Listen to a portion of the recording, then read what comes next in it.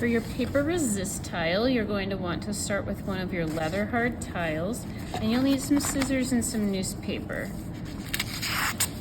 So you're going to take your newspaper and you're going to cut a shape of some sort out of your newspaper.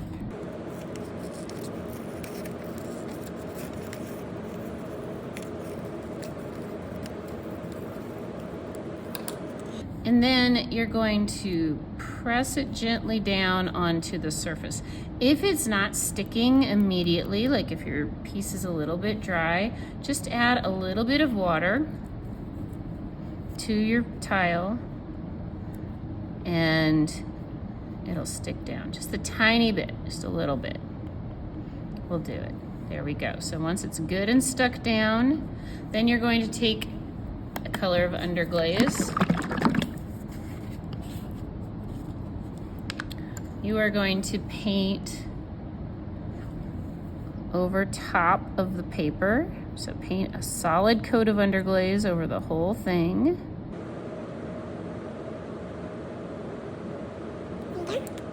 And then you're going to remove the newspaper. If you had a piece that was hanging off the edge, it's real easy because you can use that to hinge it.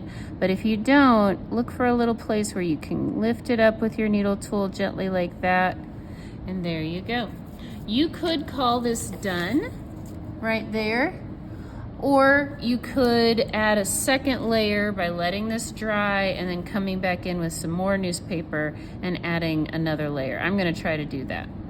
All right, my first layer of underglaze has dried and I have cut a second piece of paper.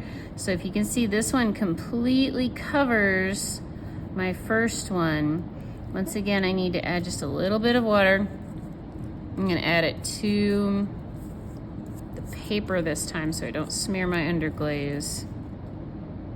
Just a little bit. Get my paper good and stuck down. And then I'm gonna choose a different color of underglaze for my second coat.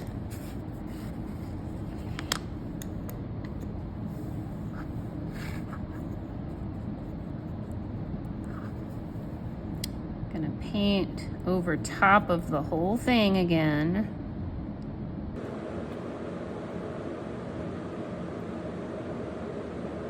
Sure, I've got a nice solid coat that looks good and not streaky. If I needed to, I could let this dry and add a second coat of underglaze so that it was nice and solid and not streaky. That feels good. And now I'm gonna find a little corner where I can lift it up with my needle tool. And there we go. Now I've got a two-color design with paper resist. You could build up as many layers as you wanted. Think about going from small to large so that you're not undoing the previous layer. Or you can do stripes and plaids and overlap them that way. There's a lot of different options with this technique.